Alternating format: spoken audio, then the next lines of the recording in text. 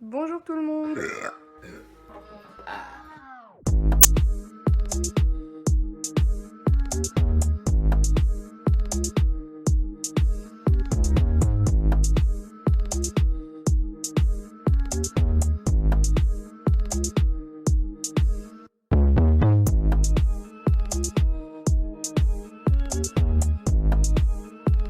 C'est pour la partie 2 des vidéos de la vidéo que j'avais fait où je racontais des moments de ma vie où j'ai eu des frayeurs pas possibles. Là, j'ai décidé de raconter 3 histoires. Alors, la première sera longue, la dernière sera une histoire qui, au final, était une fausse alerte.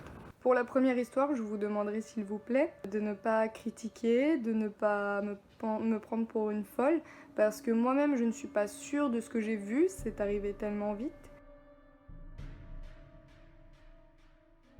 Avec des amis, on avait décidé d'aller visiter un asile abandonné, un ancien asile abandonné, depuis le temps de la guerre, d'après ce que je sais. Et on avait décidé d'y aller, on était 4, donc il y avait un garçon et 3 filles, avec moi dedans bien sûr. On a fait ça en pleine journée. Pour rentrer, déjà, il y a un grand portail qui normalement est fermé. Déjà, il fait tout noir, c'est très ancien, donc ça peut s'écrouler à tout moment. C'est des très longues galeries, il y avait des affaires éparpillées par terre, donc je pense aussi que ça a servi de squat.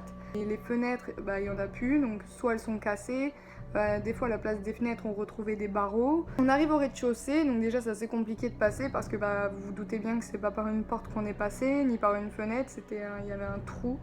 On n'était pas trop rassurés, mais ça allait. On va pas aller visiter les galeries, on va juste rester dans la pièce, on va dire l'entrée.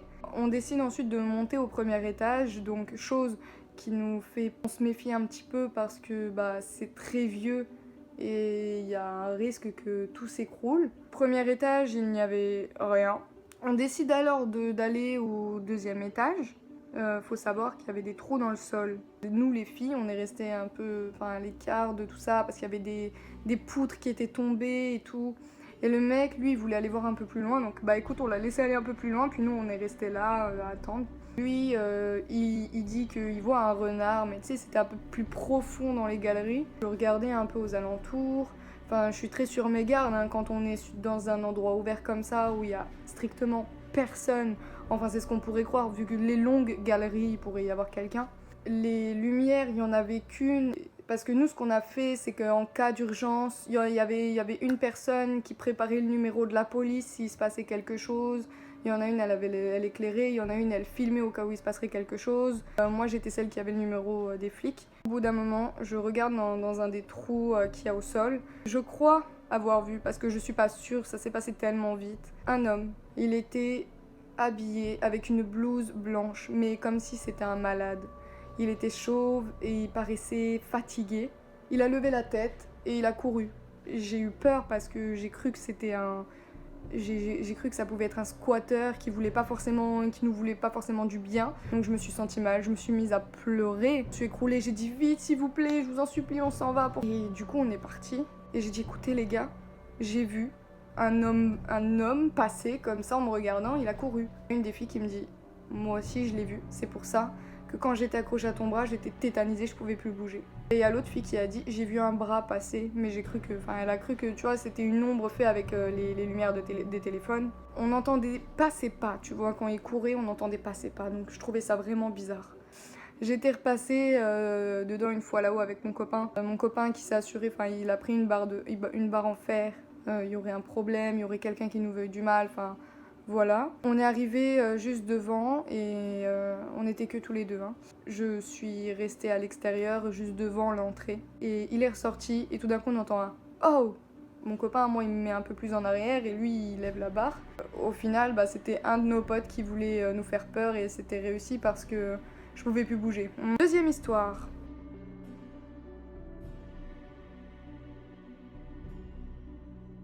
Je sais plus pourquoi je sortais, donc j'ai commencé à sortir de mon foyer. J'ai commencé à sentir quelqu'un qui me suivait. Je me suis retournée et puis je regardais bien et ouais, c'était bien quelqu'un qui me suivait. Je faisais exprès de même pas aller là où je devais aller. En fait, j'ai fait exprès de tourner à droite, à gauche, et il me suivait. Jusqu'à un moment, j'ai commencé à marcher hyper vite. Chaque fois que je traversais, il traversait. Donc de bol pour lui, à ce moment-là, j'ai traversé. magasin parce que j'étais tellement stressée. Je suis rentrée dans un magasin et je l'ai vu retraverser et il est parti. Et je suis restée là pendant quelques minutes à regarder s'il revenait ou pas. Après tout va bien, je suis rentrée tout saine et sauve. Pour la troisième histoire, et là ça va, c'est pas trop long, je vous en donnerai une quatrième en bonus. On était à la fête foraine avec mon copain et un petit groupe d'amis. À un moment, on voit une fille qui nous regarde, mais tu sais, qui nous regarde avec insistance, tu vois. Et la meuf, elle avait l'air paniquée et tout, et je me suis dit, ah, il y a un bruit et tout, enfin bref, on s'en fout, c'est pas notre histoire. Donc on avance, et puis là, je vois qu'elle commence à prendre la main de mon copain, mais genre, tu sais, elle la prend en mode, tu vois, comme ça. Je me suis retournée, et elle était là, elle prenait mon copain comme ça, elle faisait, aidez-moi, aidez-moi, il y a un mec qui me suit et tout, il veut me frapper et tout. Et du coup, je lui dis, attends, qui te suit? Et elle m'a montré du doigt un mec, et le mec, quand elle s'est rapprochée de nous, il s'est barré.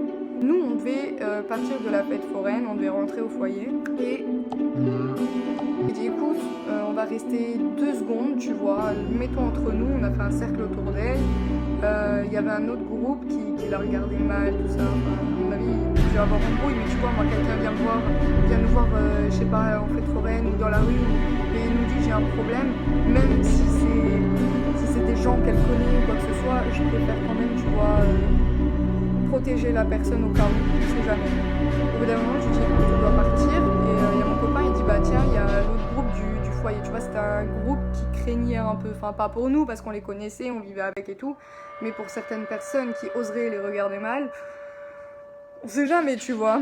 Donc du coup, moi j'ai été les voir et je leur ai dit, est-ce que vous pouvez surveiller la meuf là et tout, parce que bah elle dit qu'elle a des problèmes et tout, nous on doit rentrer. Donc du coup, bah ils ont accepté, et puis on voyait, même quand on partait, on voyait qu'ils regardaient du coin de l'œil la fille, le garçon, tout ça. La fausse alerte était que en fait, cette fille était avec son amie et se retrouvait toutes les deux seules face à un groupe enfin pas de gars, hein, mais de gars et de meufs. Et après voilà, c'était une histoire pas bien méchante, tu vois, donc c'était pas... Mais je préférais quand même réagir que lui dire bah non mais démerde-toi, c'est pas mon souci, tu vois. Ensuite, pour la dernière histoire...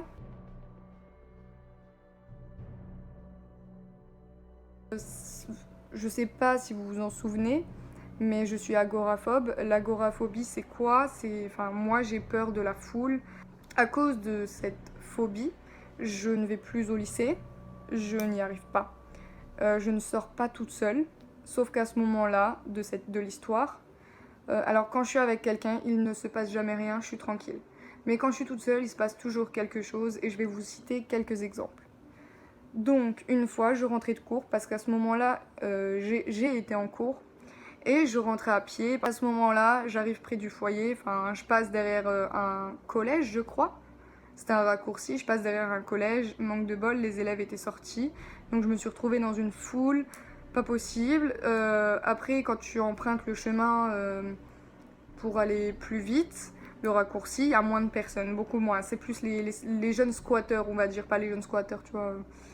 Et je vois 3 mecs. Donc un mec qui avait l'air d'avoir plus âgé, il avait quoi? Il avait 18 ans, et le plus jeune, je pense qu'il avait 13 ans. Et les 3, ils commencent à me suivre et à me dire hey, je te trouve belle et tout. Moi, tu vois, je réponds pas, je continue à avancer. Et je vois le foyer, il est pas loin, je me dis vas-y, c'est bon, là, les calcule pas. Après, il se rapproche de moi, il me touche l'épaule, il me dit c'est un numéro, tu t'appelles comment, t'habites où, tout ça. On m'a mis la main aux fesses. Et au même moment, en fait, il y a des gens qui sortaient de leur appartement, et les 3, ils se sont barrés en courant. Et moi, j'ai rien dit, j'ai fermé ma gueule. Deuxième exemple, j'allais voir une psy qui a essayé de m'aider à re-rentrer au lycée, sauf que c'était quasi impossible. J'attendais les éducateurs en bas du bâtiment, dehors. La plupart du temps, je sortais, il était midi. Et là, je vois un mec qui travaille dehors, qui travaille devant le bâtiment. Et à un moment, il s'approche de moi. Il me dit t'as quel âge? J'ai 17 ans. Pourquoi? Il me dit ah, alors il n'y a pas moyen qu'on fasse connaissance? Bah non. Et lui, il avait 29 ans parce qu'il me l'a dit après. Du coup, j'avais envie de lui dire oui, cool ta vie, barre-toi. Il prend son camion, il me lance un sourire. Du coup, je fais il part, et bon, bah j'attends les éducs, tu vois. Et le mec, il faisait le tour de la rue et repassait en me regardant et en souriant. Et du coup, bah voilà. C'est la fin de cette vidéo. Je vous remercie de m'avoir écouté. Si vous aussi vous avez vécu des choses comme ça, n'hésitez pas à me le dire en commentaire ou sur Instagram. Et si vous voulez que j'en fasse une vidéo, il n'y a pas de souci. Et du coup, bah voilà, je vous fais de gros bisous.